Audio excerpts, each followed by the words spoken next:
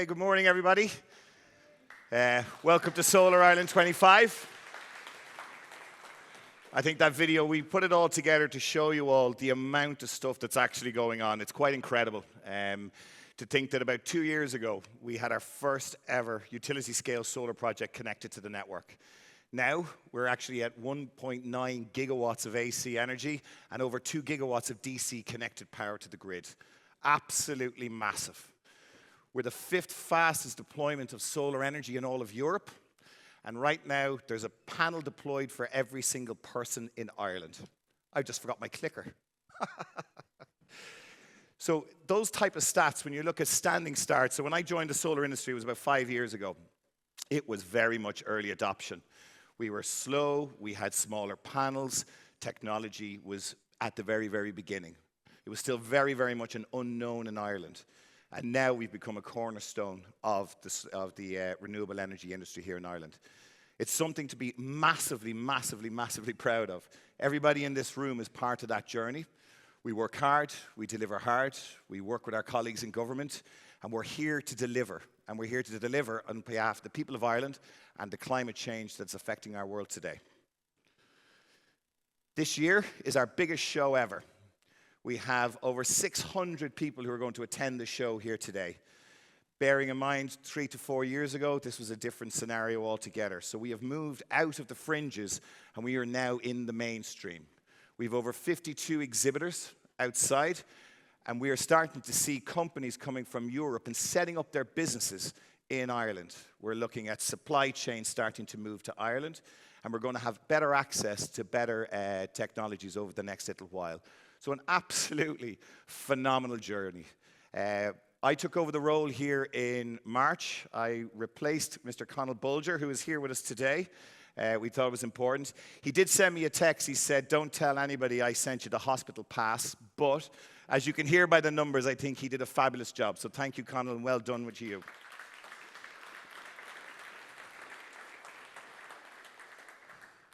But when you look overall at what we're actually starting to turn into our numbers, right? We have nearly 7,000 jobs, people employed in Ireland in the solar industry. Now that's an incredible figure when you think about where we were 5 years ago. That's worth $500 million in gross value added, right? That's absolutely massive. Across Europe, we're starting to look at nearly 1 million people employed in the solar industry across Europe. So we are part of literally what is called a revolution or a movement. It's incredible to see it. And now we are speaking with our European counterparts. So we became a gigawatt market, I think late last year, maybe towards the beginning of this year. Now that means that we show up on the map now. So as the 5th fastest deployment, all eyes are on Ireland. How do people deploy capital here, right? How are they going to spend their money? How are we going to deploy our assets here? And what does our market look like over the next little while? Right now, our long-term solar pipeline, just in the utility scale alone, is 22 gigawatts of electricity on the AC side. Now, just to put that into framework, 2 years ago, we had none on connected utility scale. And that's where our projects are. So that tells us that the capital markets are absolutely confident in what Ireland can deliver and the fact that we are now going to reach our climate action targets in the solar sector. Now, just to bear that in mind, right? We were set a target of 8 gigawatts on AC. Depending on what AC to DC power ratio you use, that could be any number of DC in terms of that. But the solar industry now, working with government, working with institutions and debt, is actually going to deliver on that figure. Now, that's a hell of a thing. It's mind-blowing, in fact, to think that we have accelerated over the last number of years to that level of pace. We have 140,000 homes are now connected, in excess of that, actually, according to the latest numbers. And it doesn't seem to be stopping, okay? We're still going. People in Ireland are bought into what we're trying to achieve and what we want to give to this country. So, as I said, the Belgian market has been booming for years, right? But this is where incentivizing a market space is so, so important. We need to keep momentum in there. We must maintain consumer confidence. Grant supports are key to this. In the Belgian market a number of years ago, as they saw the grants falling off, once it reached zero, we actually saw in Belgium a 60% drop-off in deployment in residential. So working with government in terms of supporting this rollout is going to be absolutely key in terms of what we can achieve. But let's look at the residential market in general. So I came from the residential market, as most of you know, or anybody who does know me. So it's something that's a little bit dear to my heart. But when we look at our overall deployment of, so we're at 1.9 gigawatts of solar power deployed. 33% of that comes from the residential solar market. I know, it's quite a big number.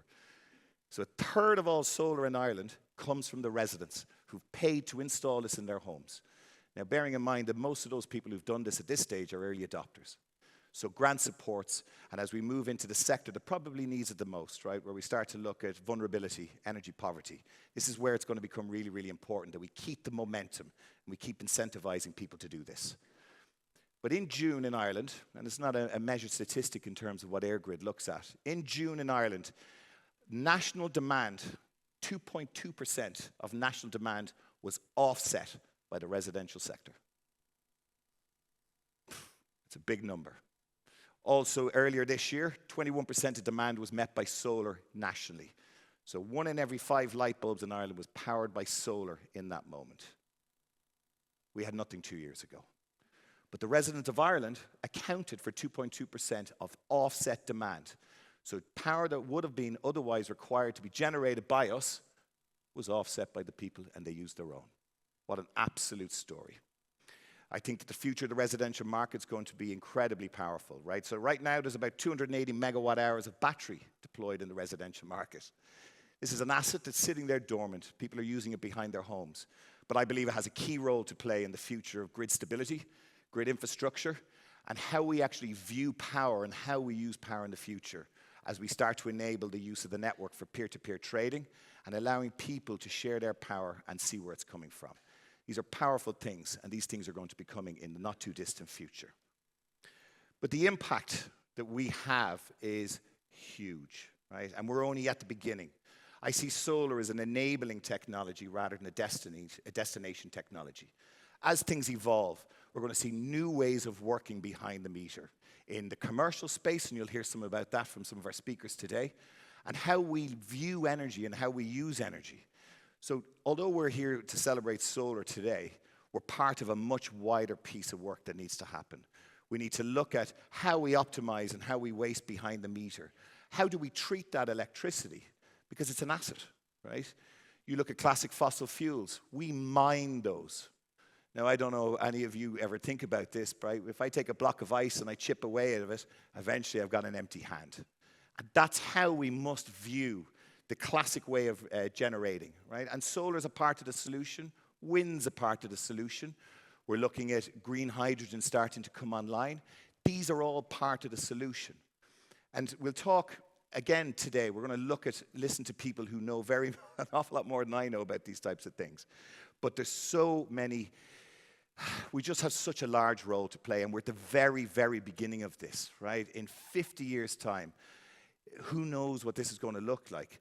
But I can tell you something, that the innovations and the delivery that we do now will be the foundations of what people can achieve in 30 years' time.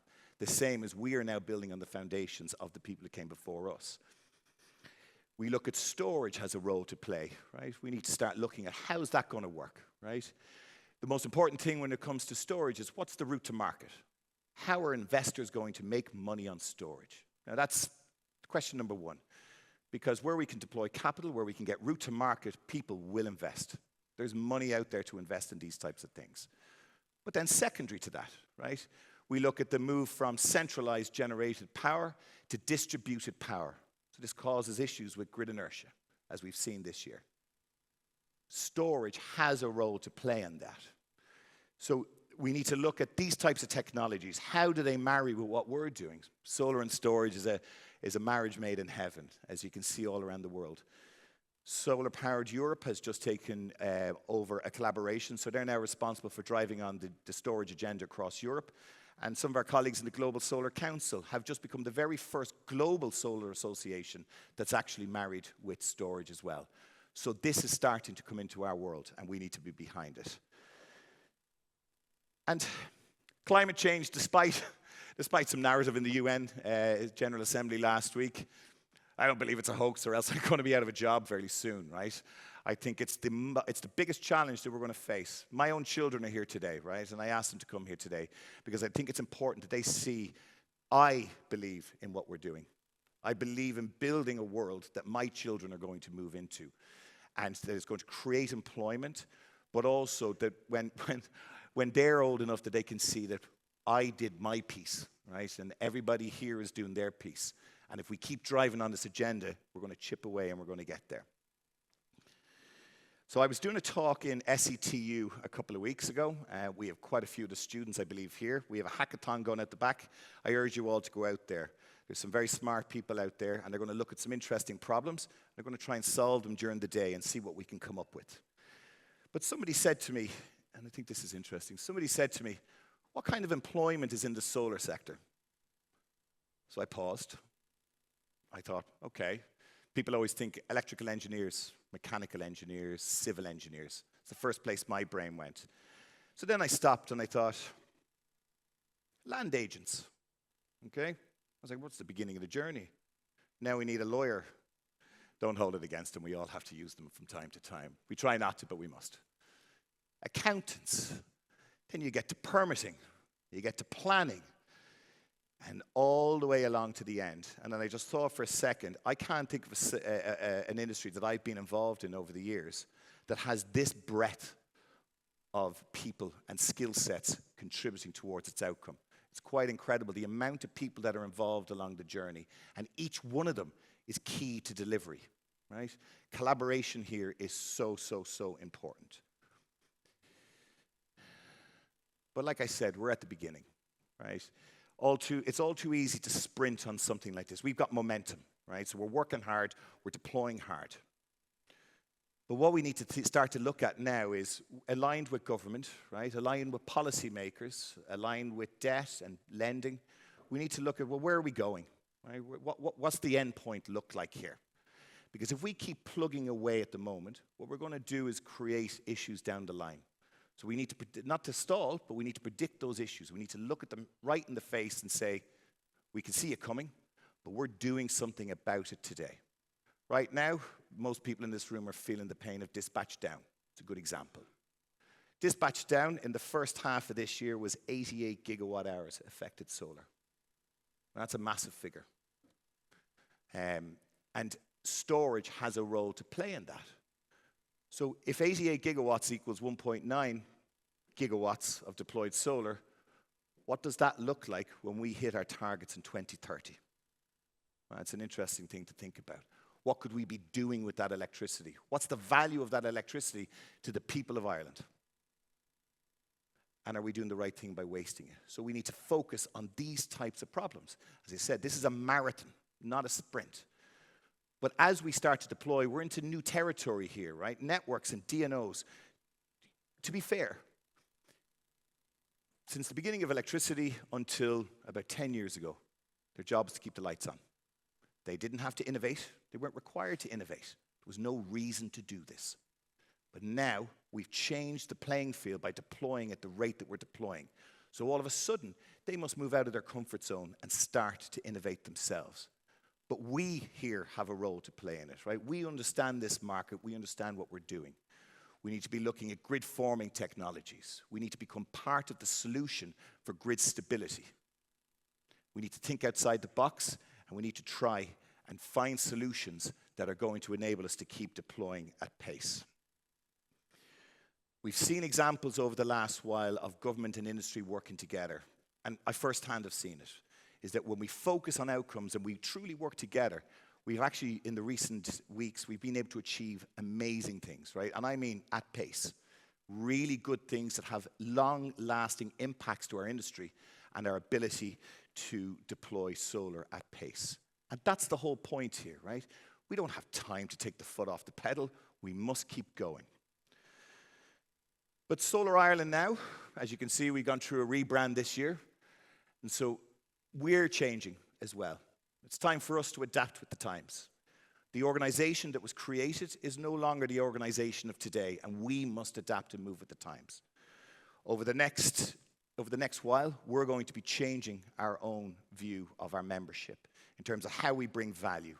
We're going to be looking at affinity schemes. We're partnering up. We're going to reduce input costs for you. We're going to be looking at socializing events, peer-to-peer networking events. All of these details will be sent over. And I've just seen somebody at the corner of my eye that told me I've just skipped forward a slide, so bear me when we get to there at the end. But we're going to start to move into the future, right? What does that look like? I talked a little bit about it before. I believe that the use of the residential market as an asset is going to be key. Peer-to-peer trading. In Australia, the biggest solar farm isn't a solar farm, would you believe? It's actually the residents have the biggest distributed solar farm in all of Australia. They deployed at massive, massive scale. Peer-to-peer trading utilizing blockchain has been there for quite a number of years, and they've done some great fun stuff with it, right? Typical Australian style, they actually gave out beer as a reward for some of the trading, right? This is a true story. But these types of things are coming. But how far does that go, right? And I'm a great one for talking about the art of the possible when it comes to this. And I see a future where appliances in the homes will actually autonomously trade their power. They'll know what their own power demand is. AI has a massive role, right? We need to embrace this. When we look at energy forecasting in terms of generation in the renewable space, this is complex stuff, right?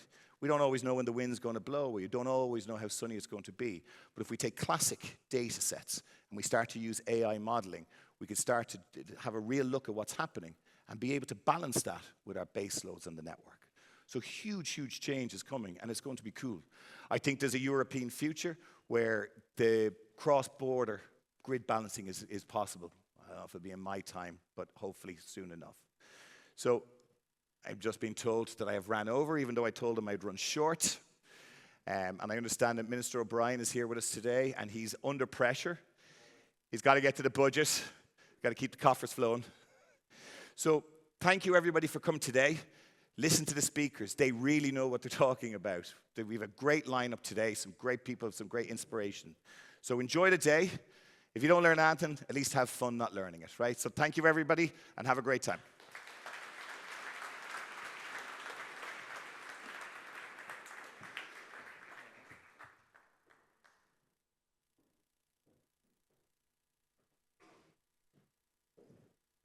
Good morning, everyone. I'm not sure there's much left to say, really.